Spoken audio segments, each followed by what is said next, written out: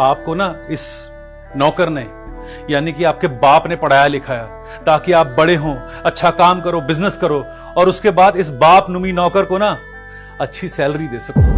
इन सब चीजों के चक्कर में ना आप भूल गए साहब कि मैं आपका बाप हूं, नौकर नहीं हूं। आपके सामने मैं नौकर बन के इसलिए आया ताकि आपको यह एहसास हो कि ये जो नौकर है ना, नौकर नहीं, आपका बाप है। लेकिन आपका जो व्यवहार है ना मेरी तरफ, वो एक बाप की तरह नहीं है, एक नौकर की तरह ही है। इसीलिए मैंने आज सोच लिया था कि अब मैं नौकर बन के ही रहूंगा, क्योंकि बाप होने का सुख तो मुझे मिल ही नहीं रहा ना। बाप की तो कभी आपने सुनी नहीं ना। याद करो, कितना याद दिलाऊं। एक बार हुआ हो तो मैं कहूं भी, बार बार हुआ ये सब। याद करने की कोशिश करो। याद आया? मैं याद दिलाता हूं। तुम्हें याद है कि मैंने कुछ महीने पहले बोला था कि मुझे हरिद्वार ले चलो बेटा, तो तुमने मुझे क्या कहा था कि मेरे पास टाइम नहीं है, मुझे ऑफिस में बहुत काम है, मुझे छुट्टी नहीं मिलेगी।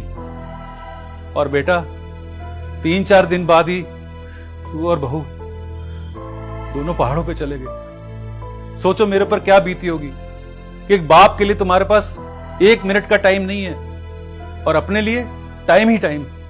बेटा जब तुम छोटे थे ना, तो तुम्हारी पिकनिक, तुम्हारा घूमना फिरना, हर चीज के लिए मैं अपनी जान लड़ा देता था। पैसे हैं नहीं हैं कोई फर्क नहीं पड़ता था, कहीं से भी अरेंजमेंट करके देता था कि मेरा बच्चा घूमेगा, याद करेगा कि पापा ने करा ये सब कुछ। तो बेटा मैं किससे उम्मीद करूं? अपने बेटे से ही तो उम्मीद करूंगा ना। लेकिन तुमने क्या किया? एक बाप को नौकर की तरह बना दिया। पापा बस पापा प्लीज अब चुप हो जाइए। देखिए मुझे माफ कर दीजिए, मुझसे अनजाने में बहुत बड़ी गलती हो गई। मुझे आपके साथ ऐसा बिहेव नहीं करना चाहिए था। पता नहीं ये ऑफिस के काम के स्ट्रेस में पागल हो जाता हूँ कभी कभी, और मैंने आपके ऊपर कभी प्रॉपर ध्यान भी नहीं दिया। पता नहीं क्या हो गया था मुझे। मैं भूल गया था कि आपने पापा होने का सारे फर्ज निभाए हैं। मेरे को किसी चीज के लिए कोई कमी नहीं छोड़ी। मेरी पूरी जिंदगी आपने मेरी कितनी मेहनत की है, मुझे पढ़ाया लिखाया, इस काबिल बनाया, यहाँ तक आज मेरे पास सब कुछ है सिर्फ आपकी बदौलत। और जब आपको आज मेरी जरूरत है, मैंने आपके साथ ये सब किया।